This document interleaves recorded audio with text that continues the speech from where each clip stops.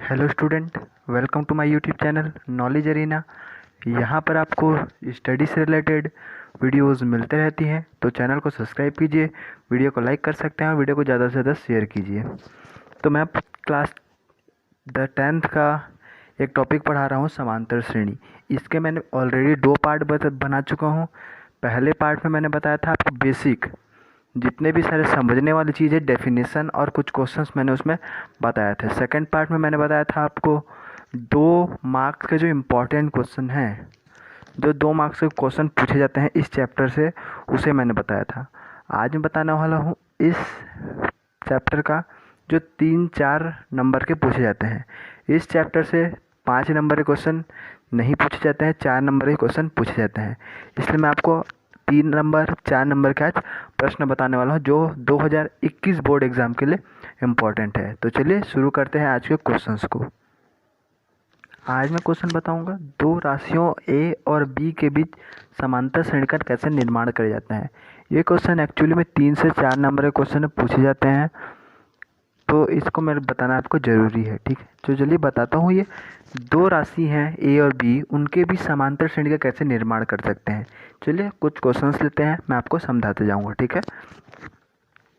पहला क्वेश्चन, 11 और ऋण 5 के बीच 3 पदों का निवेश करते हुए समांतर श्रेणी का निर्माण करना है। 11 और ऋण 5 के बीच हमें 3 पद ढूंढने हैं, समांतर श्रेणी का 3 पद डालना है, वही तो हमें समांतर श्रेणी का निर्माण करना, मतलब वो 3 पद कौन कौन से हैं वो हमें बताना है इस क्वेश्चन में, ठीक है। समांतर श्रेणी का निर्माण करना है। चलिए हल करते हैं। चलिए माना 11 और ऋण 5 के मध्य 3, माना 11 और ऋण 5 के मध्य 3 पद जो हैं वो हम लोग मान लेते हैं A1, A2, A3। ऋण 5 समांतर श्रेणी में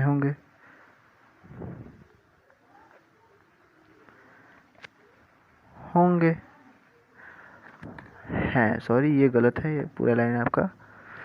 माना 11 और ऋण 5 के मध्य 3 पद जो होंगे A1, A2, A3 हैं, ठीक है। तो क्या हो जाएगा, तो समांतर श्रेणी कैसे होंगे, तब समांतर श्रेणी कैसे कहलाएंगे, कहलाएगा वो 11 A1, A2, A3 के बाद है ऋण 5। तो 1 2 3 4 5, मतलब इस समांतर श्रेणी में कुल कितने पद हैं, 5 पद हैं। और हमें ये A1 ज्ञात करना है, A2 ज्ञात करना है और A3 ज्ञात करना है। कैसे ज्ञात करेंगे, चलिए मैं बताता हूँ आपको। तो यहाँ पर इन पद में देखें तो A बराबर क्या मिल रहा है आपको, A बराबर मिल रहा है 11, ठीक है। A के साथ हमको D भी मिलना चाहिए, लेकिन यहाँ पर D मिल नहीं रहा है क्योंकि यहाँ A1, A2, A3 है, तो हमें D की तो वैल्यू नहीं मिल रही है। कैसे करें हम इसे, तो A बराबर मिल गया। देखिए ये A है, ये A2 है, ये A3 है, ये A4 है, ये क्या होगा A5 है। ये मैं क्या कह रहा हूँ इसे आप नहीं जानते तो पार्ट 1 ज़रूर देखिएगा, उसमें मैंने सभी बताया है, क्लियर किया है सभी बेसिक को, वहीं से मैं बता रहा हूँ। क्योंकि A1 है, ये A2 है, ये A3 है, ये A4 है, ये A5 है। तो A5 बराबर क्या है, ऋण 5 है। और कुल पद कितना है, 1 2 3 4 5, टोटल नंबर भी कितना है, 5। तो n बराबर क्या हो गया, 5 हो गया, ठीक है। तो हमें क्या मालूम है, हम जानते हैं सूत्र से जानते हैं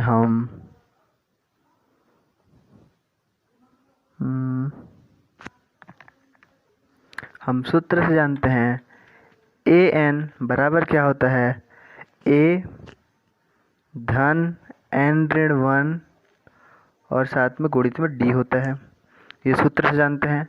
और यहाँ पर हमको a का मान दिया है, a5 का मान दिया गया है और n का मान दिया गया है, ठीक है। n का मान कितना है, 5 है, तो a5 बराबर a का मान है 11 धन n का मान कितना है 5, 5 ऋण 1, d का मान हमको ज्ञात करना है। और a5 का मान कितना दिया है ऋण 5, तो ये ऋण 5 बराबर 11 धन 4d, ठीक है। अब पक्षांतर करते हैं, ऋण 5 इधर आ गया तो क्या हो जाएगा, ऋण 11 बराबर 4d।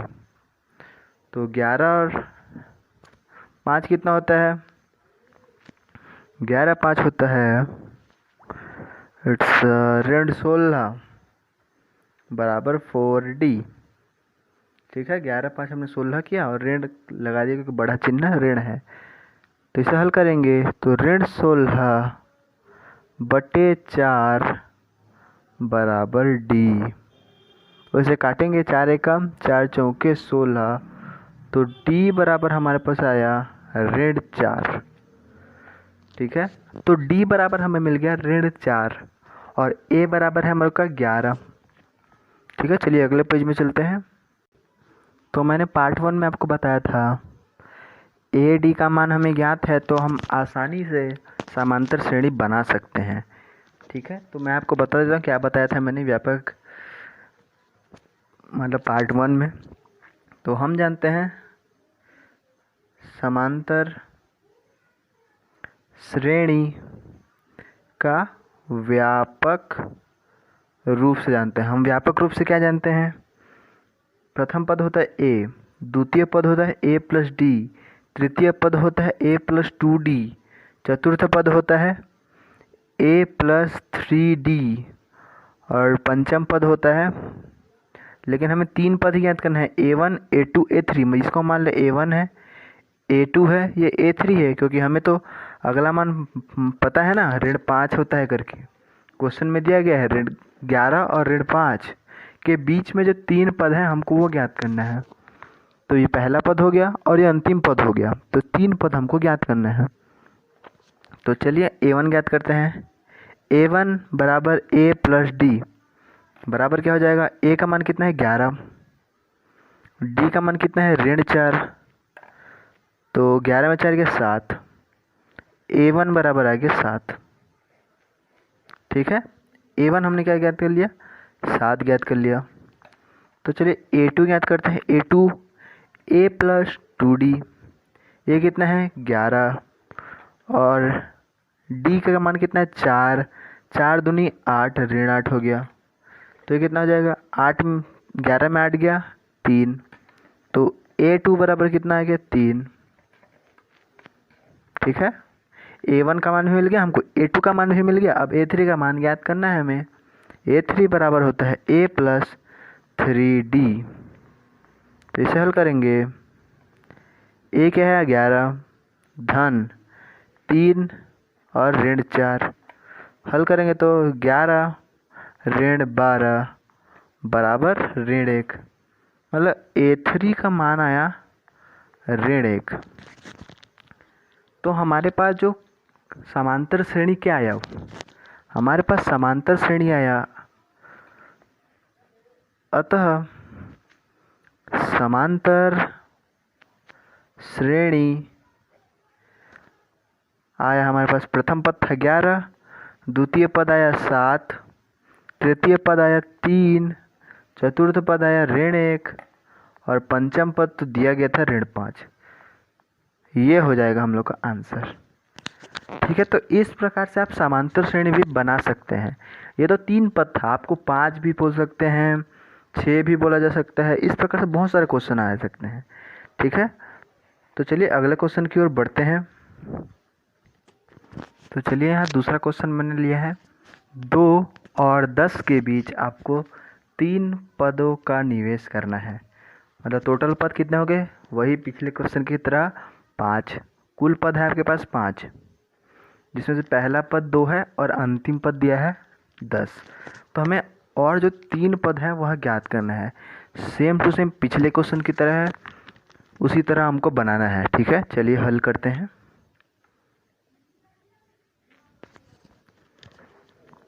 माना 2 और 10 के बीच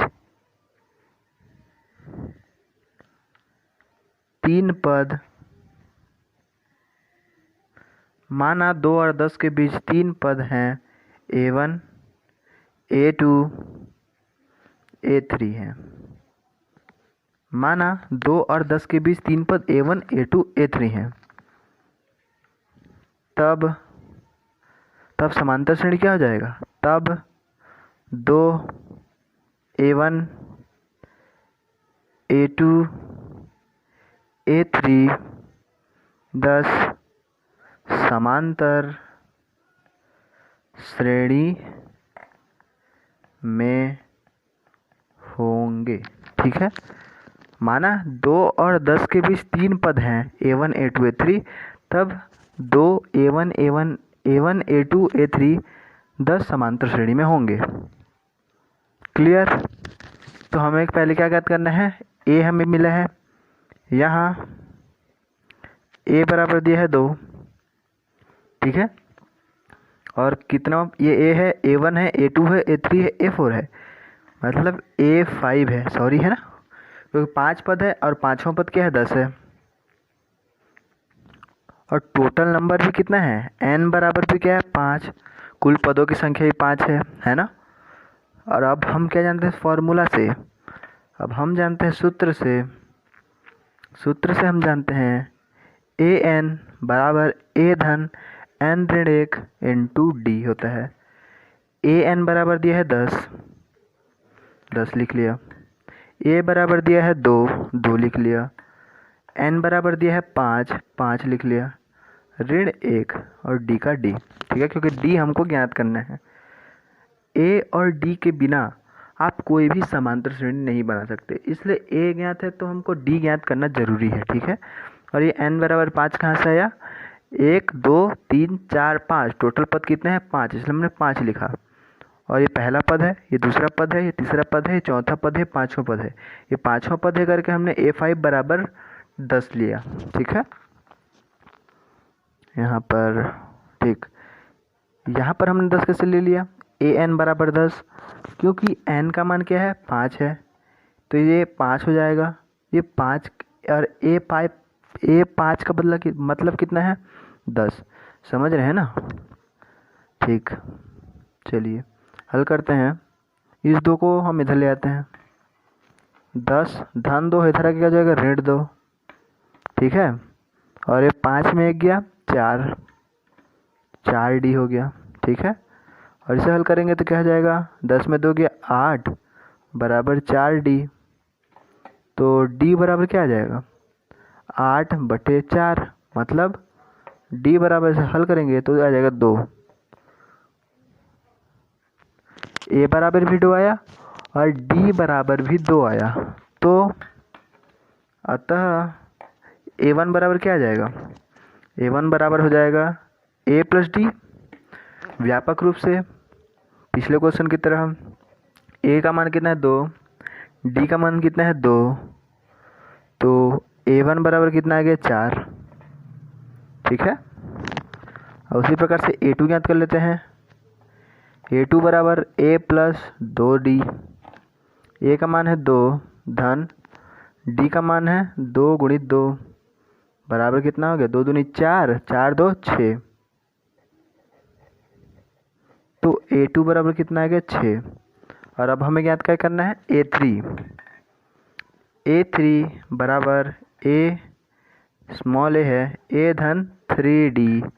a का मान है 2 धन 3, d का मान भी है 2, तो a3 बराबर आया 3 दूनी 6, 6 2 8। ठीक है,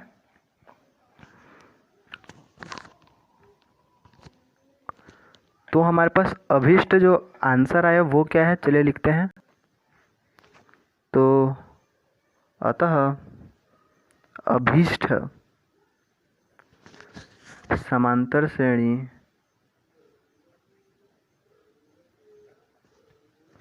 दो, 4, 6, 8 और 10 है। तो ये हो जाएगा हम लोग का आंसर। ठीक है, तो होप करता हूँ आपको इस टाइप के क्वेश्चंस निवेश करना, समांतर श्रेणी करना आपको आ गया होगा। चलो एक और क्वेश्चन लेते हैं जो इसी प्रकार का है पर इससे थोड़ा डिफरेंस है। ठीक है, तो यहाँ एक अच्छा क्वेश्चन है, ये देखिए इंपॉर्टेंट क्वेश्चन है और अच्छा क्वेश्चन है ये। 2 और 41 के बीच n पद है बोल रहा है।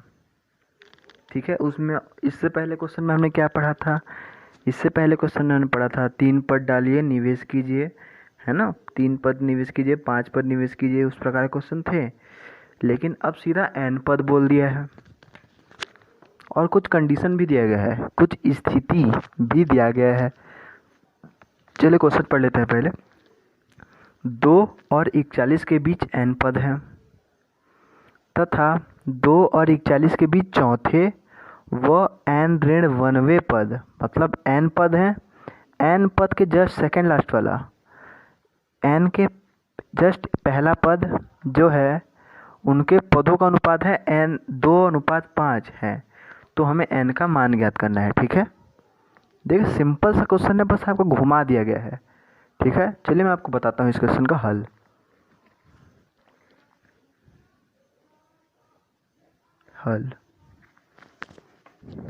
शुरुआत तो आपको पिछले क्वेश्चंस की तरह ही करना है। माना 2 और 41 के बीच n पद a1, a2, a3 dash dash dash an। ठीक है, माना 2 और 41 के बीच n पद a1, a2, a3 dash dash dash an है। ठीक है, तब क्या हो जाएगा, तब हो जाएगा 2 a1, a2, a3 dash dash dash an, फिर क्या है 41, an के बाद क्या है 41 समांतर श्रेणी में होंगे, समांतर श्रेणी में होंगे। ठीक है, सेम टू सेम पिछले क्वेश्चन की तरह क्या हमने n पद बोला तो हमने n पद लिखा, तो 2 और 41 समांतर श्रेणी में होंगे, पिछले क्वेश्चन की तरह लिखा ना।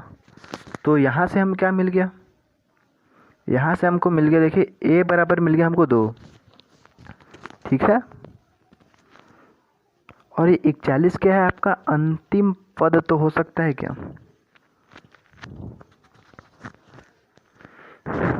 जो 41 है वह है n प्लस 2वां पद है बराबर 41।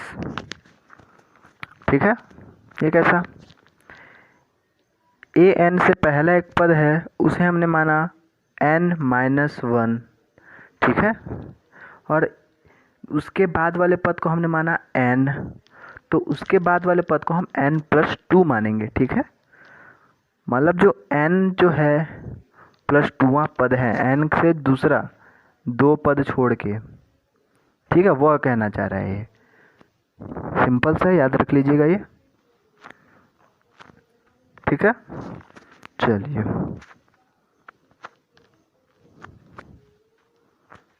तो हम क्या जानते हैं, फॉर्मूले से हम जानते हैं, हम फॉर्मूला से जानते हैं कि an बराबर होता है, हम फॉर्मूले से क्या जानते हैं, an बराबर होता है a प्लस n-1 d। ठीक है, तो n यहाँ पर n के जगह दिया गया है n+2। ठीक है, n बराबर n/2 n+2 दिए गए हैं, तो हमें ज्ञात करना पड़ेगा an+2। ठीक है, a का मान दिया गया है 2 धन n का मान कितना है n-2 ऋण 1, और डी। ठीक है, ये है, समझ आ रहा है आपको। इस n+2 को हमने n के जगह में लिखा है बस।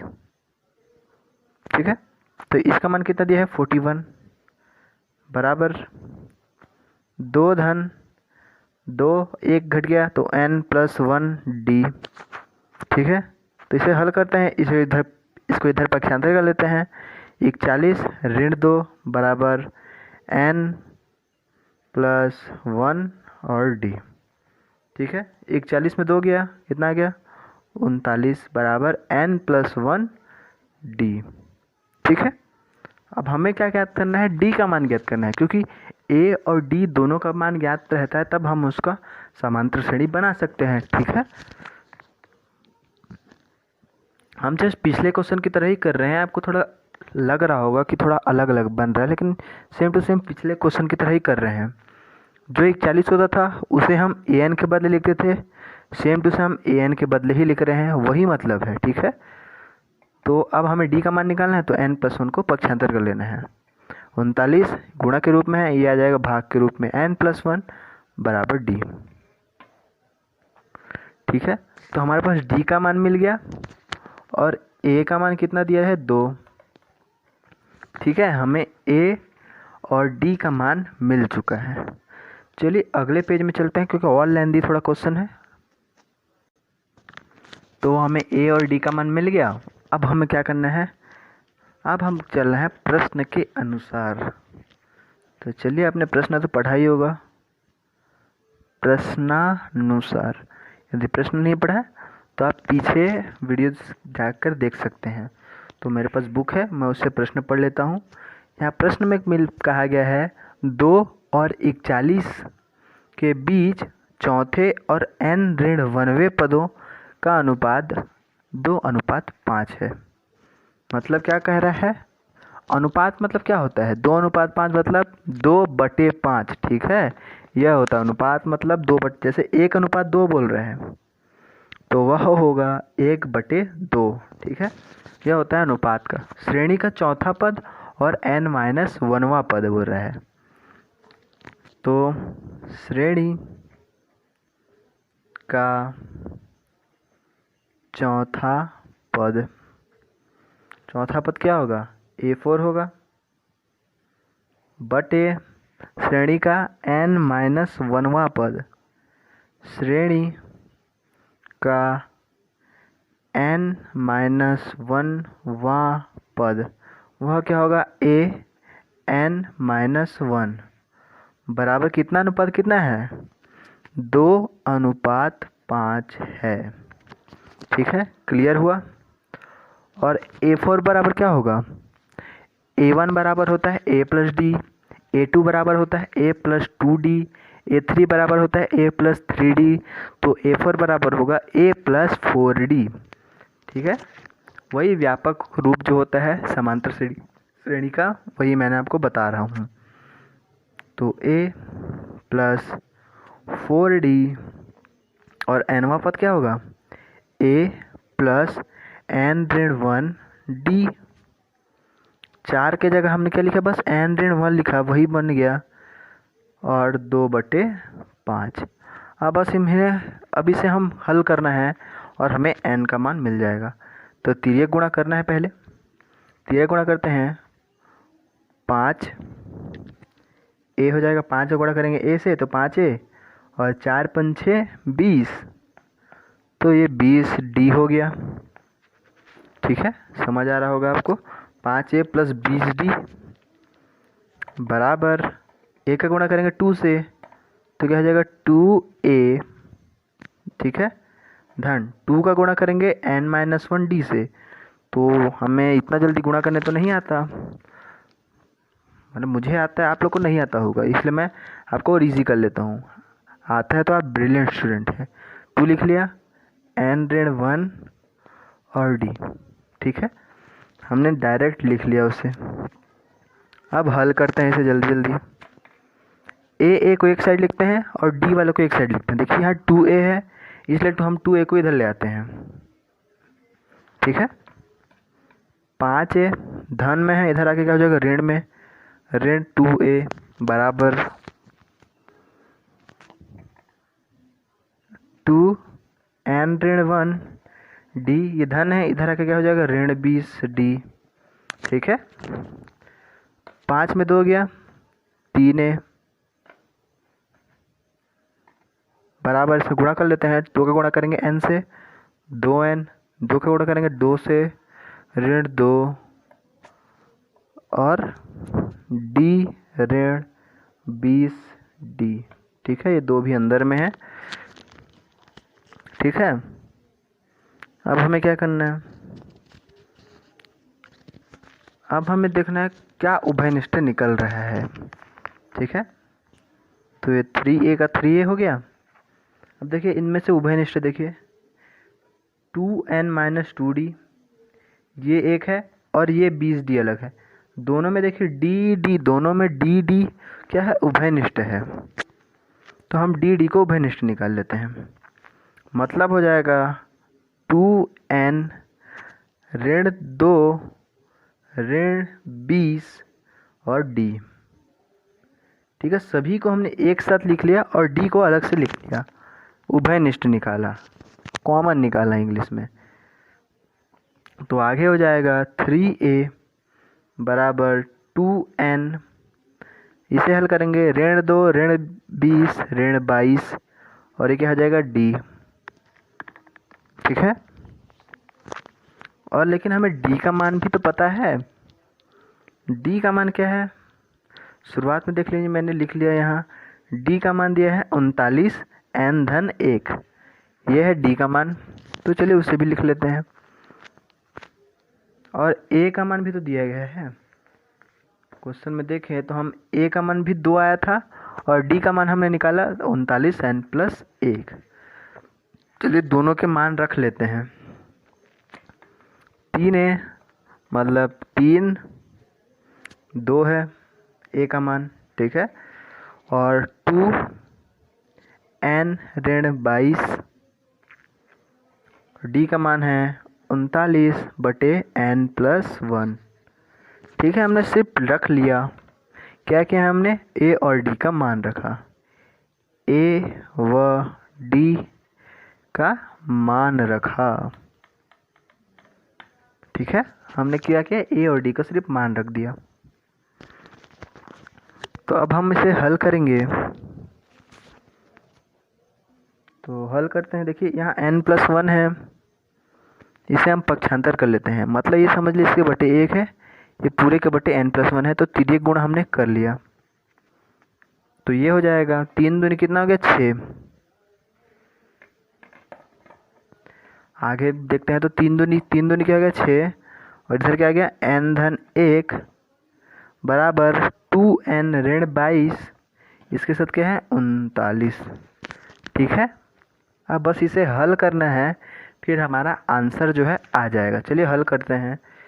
6n धन 6 बराबर 39 दूनी 78, n ऋण 22 और 39 का गुणा करेंगे तो आता है 858। मैंने हल कर लिया है। ठीक है, आप कैलकुलेट करिए, उसे आराम से हल करिएगा।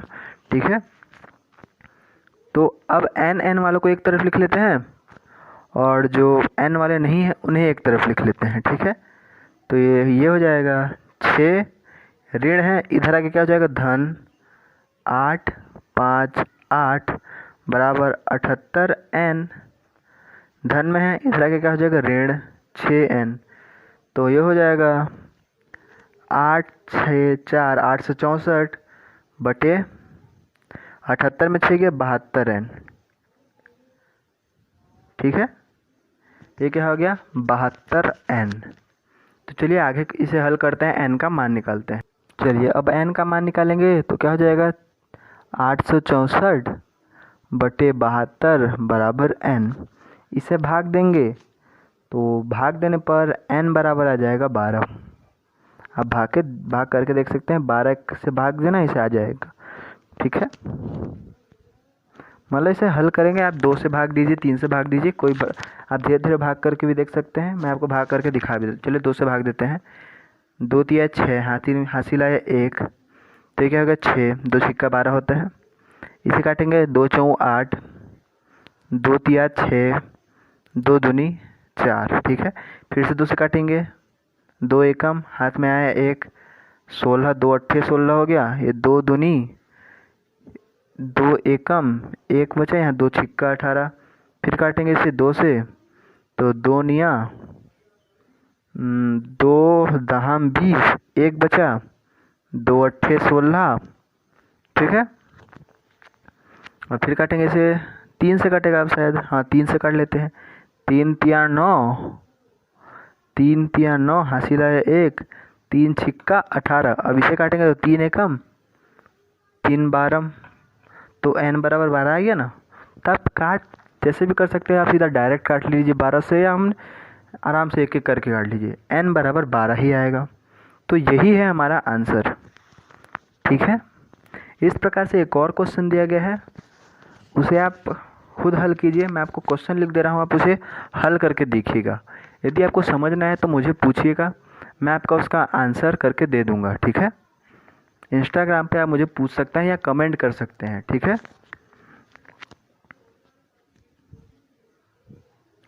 तो वो क्वेश्चन है, क्वेश्चन दिया गया है 7 और 49 के बीच n पद हैं।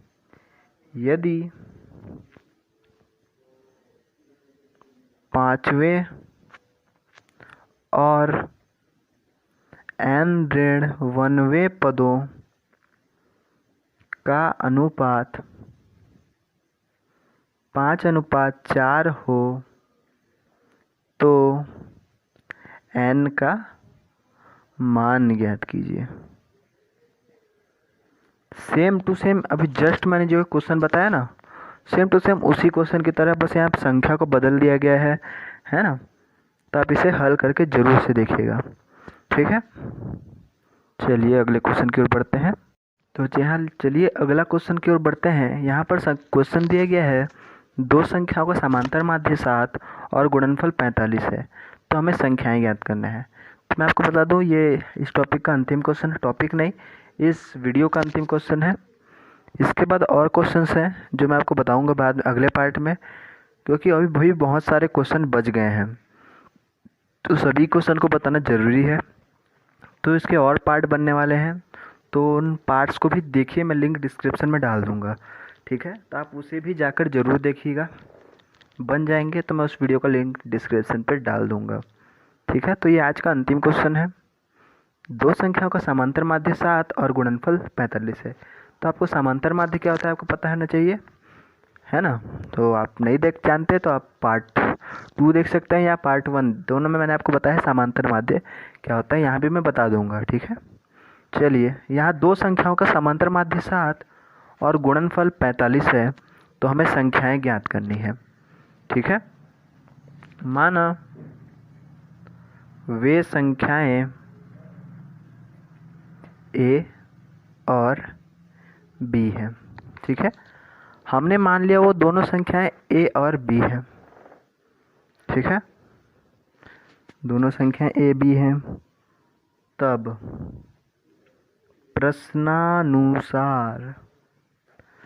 प्रश्न के अनुसार क्या कहता है प्रश्न, A धन B बटे 2 बराबर 7। A धन B बटे 2 को ही क्या कहते हैं हम, समांतर माध्य कहते हैं। ठीक है, हल करेंगे इसे, तो A धन B बराबर कितना आ गया, 14। तो इसे हम मान लेंगे समीकरण नंबर 1। और हमें क्या दिया गया था, A डॉट B बराबर दिया था 45, मतलब दोनों का गुणनफल 45 है ना, तो दोनों का गुणा किया, आंसर 45 है। लेकिन हमको अभी तक A B ज्ञात नहीं है, वही हमें ज्ञात करना है।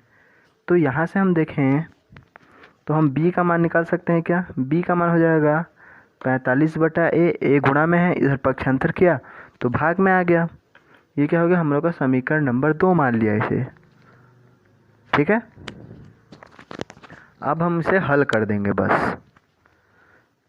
समीकरण 1 तथा समीकरण 2 से। ठीक है, तो समीकरण 1 क्या है, मैं इसे लिख लेता हूँ। a धन b बराबर है 14 और b बराबर हमने निकाला है 45/a। ठीक है, a धन 45/a। ठीक है, a धन 45/a बराबर 14। हल करते हैं, इसका गुणा यहाँ कर लेंगे, इसका गुणा यहाँ कर लेंगे। a का वर्ग धन 45 बराबर 14a। ठीक है, अब पक्षांतर कर लेते हैं तो हो जाएगा a वर्ग, ये इधर आएगा तो क्या हो जाएगा ऋण 14a धन 45 बराबर 0। अब आपको मैंने समीकरण वाले चैप्टर में बताया था गुणनखंड विधि से आप कैसे हल निकाल सकते हैं, वही यहाँ यूज़ करना है। चलिए इन दोनों को गुणा करते हैं तो क्या आ रहा है 45 आ रहा है। इसका गुणा करें तो हमने क्या की लाया 45। तो हमें बीच में ऐसे दो संख्या ढूंढने हैं जिनको जोड़ या घटान करने पर 14 आ जाए, मतलब ऋण 14 आ जाए और गुणा करने पर 45। तो वह संख्या है 9 और 5। 9 और 5 का हम जैसे गुणा करेंगे तो आ जाएगा 45 और दोनों को जोड़ देंगे तो आ जाएगा 14। ठीक है, तो a वर्ग ऋण 5a ऋण 9a धन 45 बराबर 0। अब ऋण क्यों नहीं लिखा, क्योंकि हमें ऋण 14 लाना था, इसलिए हमने ऋण को लिख लिया। अब क्या करते थे, अब हमें करना है उभयनिष्ठ। तो उभयनिष्ठ इन दोनों में निकालते हैं, क्या निकल रहा है a, तो क्या बचा a ऋण 5। इन दोनों में क्या उभयनिष्ठ निकल रहा है 9, क्या निकल रहा है ऋण 9। ऋण सामने था इसलिए हमने ऋण लिखा और 9 उभयनिष्ठ निकल रहा है, तो क्या बच गया a ऋण 5 बराबर 0। मतलब हमने कुछ भी निकालो सेम टू सेम यहाँ आएगा। ठीक है, मैंने अपने समीकरण वाले वीडियोस में बता चुके हैं। तो क्लास 11th क्लास 10th के वीडियोस के प्लेलिस्ट है, वहाँ जाके देखिएगा। ठीक है, तो ये हो गया। तो हमारे क्या आ गया a ऋण 9 आया और a ऋण 5 बराबर 0 आ गए। ठीक है, तो हमें a ऋण 9 बराबर क्या आ गया 0 रखेंगे, तो a बराबर क्या आ गया 9 और a ऋण 5 बराबर 0 रखेंगे तो a बराबर 5 आ गया। तो यहाँ आप देख सकते हैं a के 2 मान आ रहे हैं। तो यहाँ आप देख सकते हैं a के 2 मान आ रहे हैं। ठीक है, तो यहाँ पे एक टॉपिक कंडीशन है। तो हम जानते हैं समीकरण 2 से, समीकरण 2 क्या है, b बराबर है 45/a। ठीक है, तो a बराबर 9 रखने पर, a बराबर जैसे कि हम 9 रखेंगे ना, तो b बराबर आ जाएगा 45/9। तो 9 एकम 9 पंचे 45। a बराबर हम 9 रखेंगे तो b बराबर आएगा 5। ठीक है, यदि हम रखते a बराबर 5, चलिए a बराबर 5 रख लेते हैं। a बराबर यदि हम 5 रखेंगे तो b बराबर आ जाएगा 9। कैसे सॉल्व कर ले, 5 9 आ जाएगा। तो a बराबर यदि हम 5 रखें तो b बराबर जाएगा 9। ठीक है, ये हो जाएगा। तो हमारे पास a तथा b बराबर आए 9 और 5। a को भी 9 मान सकते हैं या b को भी 9। ठीक है, तो जो संख्याएं आई ना, वो जो संख्या है वो और 5 और 9 है। तो हर आंसर में लिखेंगे आप, अतः वे संख्याएं 5 और 9 होंगे। ठीक है, तो ये हो जाएगा आपका आंसर। तो होप करता हूँ आपको ये वीडियो समझ आया होगा। थोड़ा सा भी आपको समझ आता है तो वीडियो को लाइक कर सकते हैं। चैनल को नए हैं तो अभी तक चैनल को सब्सक्राइब नहीं किया तो चैनल को सब्सक्राइब कर सकते हैं और वीडियो को ज़्यादा से ज़्यादा शेयर कीजिए। और क्लास 10th के आप अदर्स वीडियो देखना चाहते हैं, लिंक डिस्क्रिप्शन पर है, वहाँ जाकर देख सकते हैं। आपको कुछ भी डाउट हो तो मुझे इंस्टाग्राम पे ज़रूर फॉलो करिएगा, वहाँ पर मैं आपके सारे डाउट को क्लियर कर दूँगा। तब तक के लिए धन्यवाद। मिलते हैं अगले वीडियो पर।